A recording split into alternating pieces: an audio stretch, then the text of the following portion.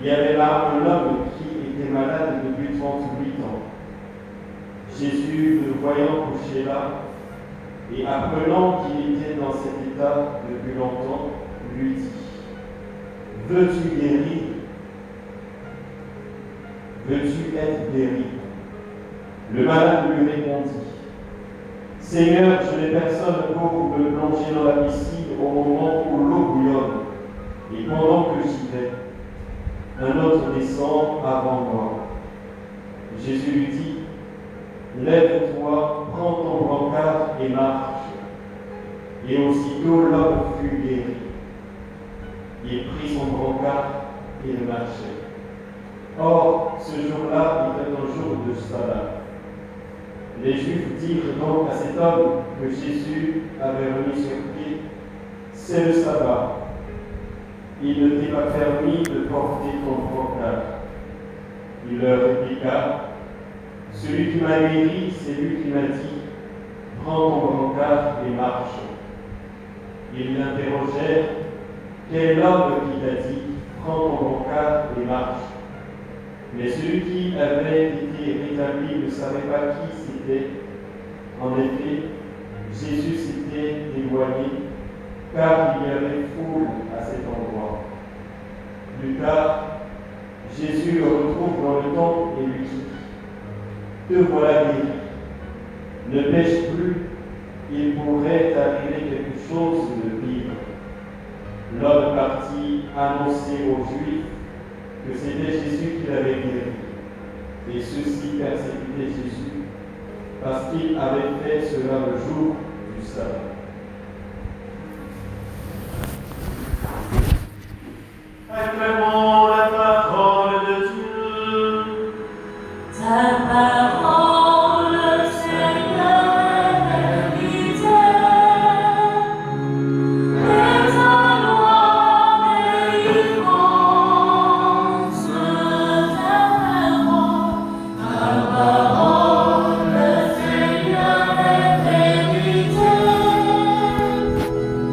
Et ta loi est immense.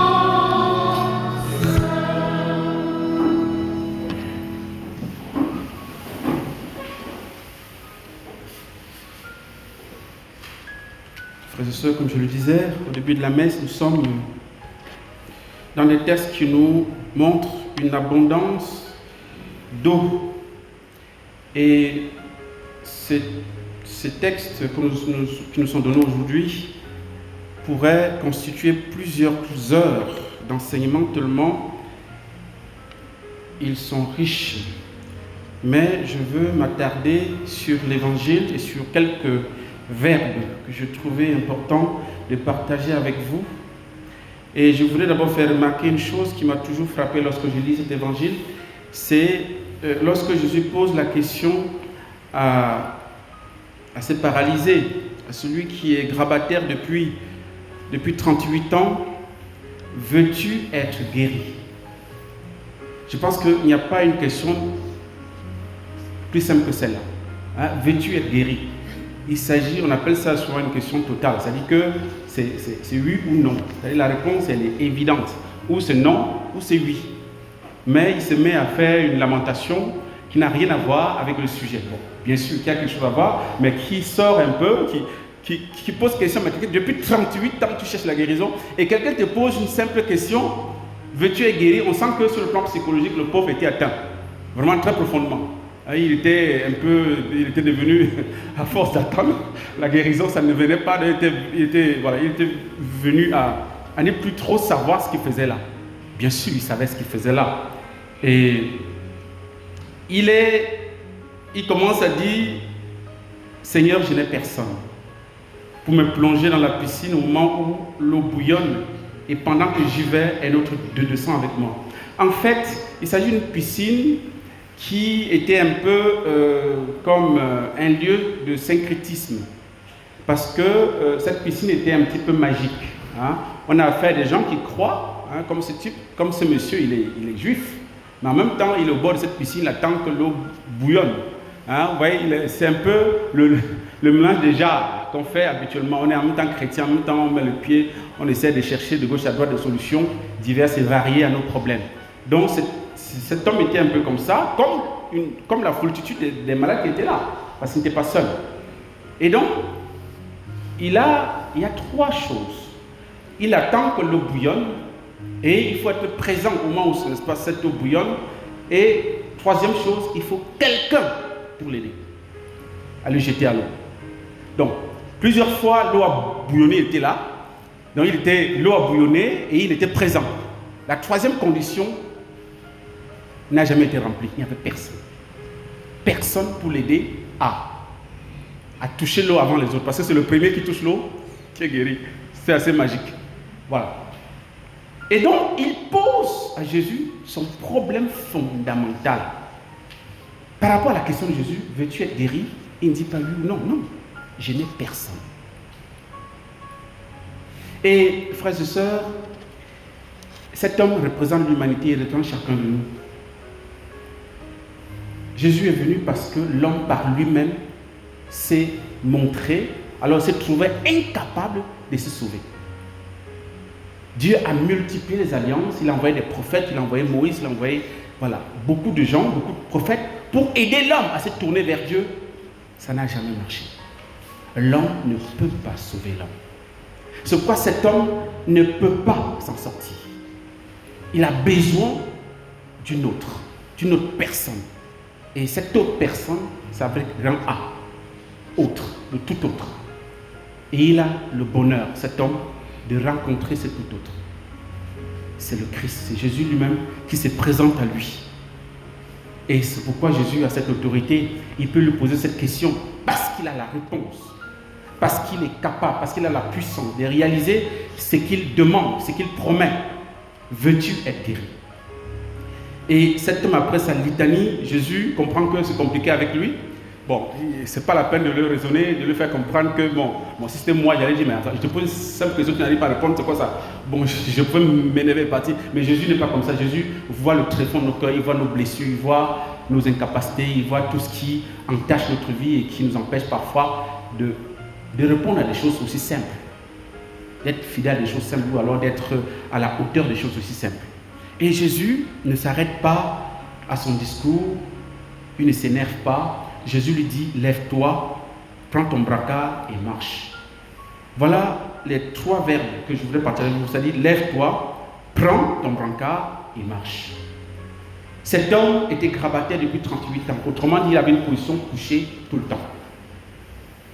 Et vous savez que la position couchée, soit c'est la position de sommeil, c'est la position des malades, ou c'est mort. Bon, cet homme était tout comme un mort. Jésus est venu en lui disant, lève-toi, il le ressuscite. Il le relève de sa maladie, de sa paralysie, de ce qui faisait que sa vie n'avait plus de sens. C'est-à-dire que sa vie était horizontale. Il n'y avait plus de transcendance. Il n'y avait plus de lien avec le transcendant. Il n'y avait plus de lien avec le ciel. Jésus le relève parce que la posture de l'homme, frères et sœurs, ce n'est pas marcher à 4 pas, ce n'est pas être couché. On est fait pour marcher sur 2 pieds. Et la tête est au-dessus exprès pour signifier que nous sommes faits pour le haut. Nous sommes faits pour le ciel. Et donc cet homme avait perdu la stature humaine normale. Le Christ l'a remis debout.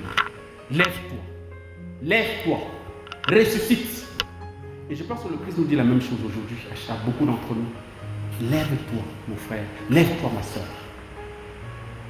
Tu n'as pas le droit d'être désespéré. Tu n'as pas le droit d'avoir une posture, d'avoir un horizon qui soit uniquement humain. Il faut viser haut. 2e verbe, prends ton brancard. Le brancard ou le grabat, c'est défini comme étant un lit inconfortable sur lequel on souffle. Ce n'est pas sur lequel on dort.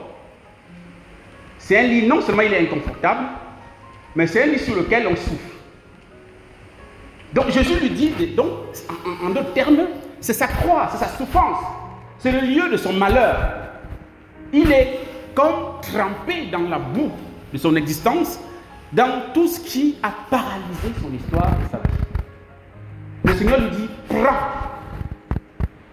Cesse de subir la vie.